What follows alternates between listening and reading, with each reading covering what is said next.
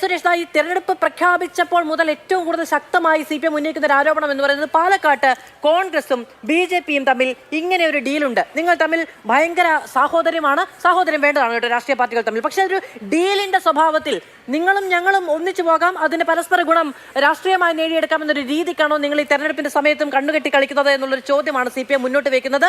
അതിന്റെ ഗുണം ഈ പറയുന്ന തെരഞ്ഞെടുപ്പ് അവിടെ ഉപതെരഞ്ഞെടുപ്പിന് കാരണമായതുപോലും അതിന്റെ പേരിലാണ് എന്നൊരു വിമർശനം പോലും ഒരു ഘട്ടത്തിൽ CPM ഉയർത്തിയിട്ടുണ്ട്. മാധുവിന്റെ ചോദ്യം വളരെ പ്രസക്തമായ ചോദ്യമാണ്. ഈ ചോദ്യത്തിന് ഉത്തരം പറയണമെന്ന് ഞാൻ ആഗ്രഹിച്ചിരിക്കുകയായിരുന്നു. എൻ്റെ ആഗ്രഹം മനസ്സിലാക്കിയിട്ടാണോ എന്നറിയില്ല ഇങ്ങനെ ഒരു ചോദ്യം ചോദിച്ചത്. ഇവിടെ ആരാ മാധു അവിടെ അഡ്ജസ്റ്റ്മെൻറ്റ്?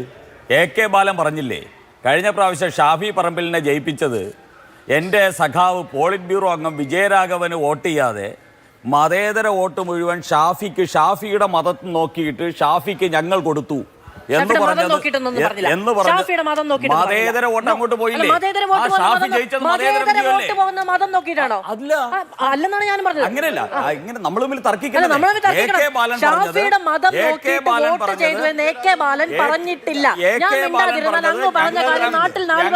മതേതര വോട്ടുകൾ ഷാഫി പറമ്പലിന് പോയി എന്നാണ് പറഞ്ഞത്. ഞങ്ങളിലുള്ള വർഗീയ വോട്ടുകൾ വിജയരാഘവന് കിട്ടി.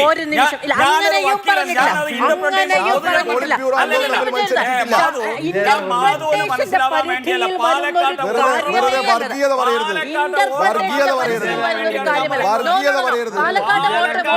വർഗീയവാദി, ഇവിടുത്തെ ഏറ്റവും വലിയ വർഗീയവാദി പിണറായി വിജയൻ.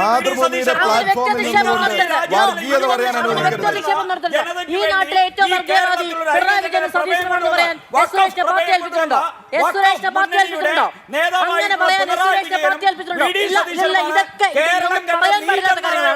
ഇതൊരു ജനാധിപത്യപരമായ ചർച്ചയാണ്. എന്നെ പറയാൻ അനുവദിക്കും. അല്ല, അങ്ങേ പറഞ്ഞത് ഞാൻ അനുവദിക്കാം. ഇത് നോക്കൂ, ഈ ചർച്ചയുടെ തുടക്കത്തിൽ നമ്മൾ അങ്ങനെയല്ലേ പോയത്? അല്ല, ഒരൊറ്റ സെന്റൻസ് എനിക്ക് ചോദിക്കണം. ഒരൊറ്റ സെന്റൻസ് എനിക്ക് ചോദിക്കണം. ഞാൻ തയ്യാറാണ്.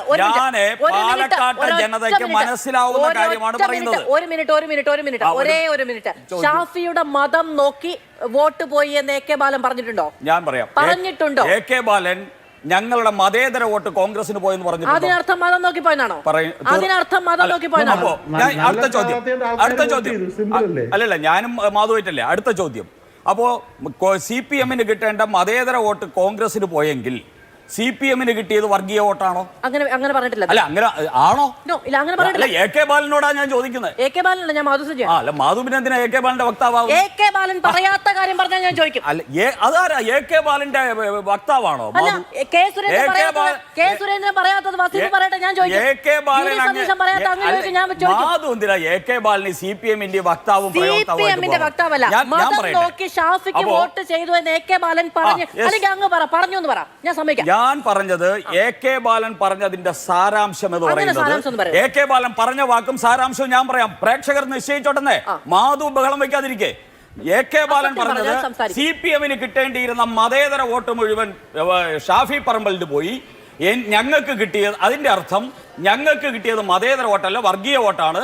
മതേതര വോട്ട് മുഴുവൻ ഷാഫി പറമ്പലിന് പോയി എന്നാണ് AK ബാലൻ പറഞ്ഞത് എന്ന് ഞാൻ അനുമാനിക്കുന്നു. ഞാൻ പ്രേക്ഷകരോട് പറയുന്നു. ഇതിന്റെ അർത്ഥം എന്താ? ഇതിന്റെ അർത്ഥം കഴിഞ്ഞ പ്രാവശ്യം വസീഫ് നേരത്തെ ശബരിയോട് കുറെ ന്യായമൊക്കെ പറഞ്ഞില്ലേ, വെറുതെ ഇരിക്കെ. ഇങ്ങനെ തോന്നുന്നു. ഇതിന്റെ അർത്ഥം അതല്ല അത് ശബരി പറഞ്ഞതും നിങ്ങൾ പറയുന്നു രണ്ടും രണ്ടാ. നിങ്ങൾ രണ്ടാ പറയുന്നത്. അത് ഏത് മനുഷ്യനും ഏത് സമയത്തും ഇടപെടും. അത് ഏത് സമയത്തും ഇടപെടും. അങ്ങനെയൊന്നും പറഞ്ഞു പോകരുത്. അല്ലല്ല, എന്നെ പൂർത്തിയാക്കാൻ അനുവദിക്കുന്നത്.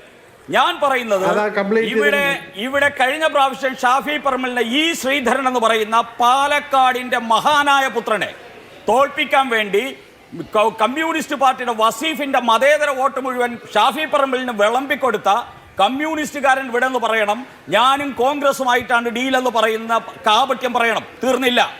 ഇപ്പോ അവിടെ 3 മുഖ്യമന്ത്രിമാരെ അരിവാൾ ചുറ്റിക നക്ഷത്രത്തിൽ ജയിപ്പിച്ച കമ്മ്യൂണിസ്റ്റ് മാർക്സിസ്റ്റ് പാർട്ടി, കഴിഞ്ഞ പ്രാവശ്യം പോളിറ്റ് ബ്യൂറോ അംഗത്തെ നിർത്തി തേച്ച് ചുവരിൽ ഒട്ടിപ്പിച്ച കമ്മ്യൂണിസ്റ്റ് മാർക്സിസ്റ്റ് പാർട്ടി, ഇപ്പോ ഒരു കോൺഗ്രസ്സുകാരനെ വാടകയ്ക്കെടുത്ത് അവന് വേറെ ഏതോ ഒരു ചിഹ്നവും കൊടുത്ത് തൂക്കിയിട്ടിട്ട് ഇതാണ് ഞങ്ങളുടെ ഇടതുപക്ഷ സ്ഥാനാർത്ഥി എന്ന് പറയാൻ നാണമില്ല വസീഫെ? ഞാൻ ഇടപെടുകയാണ്.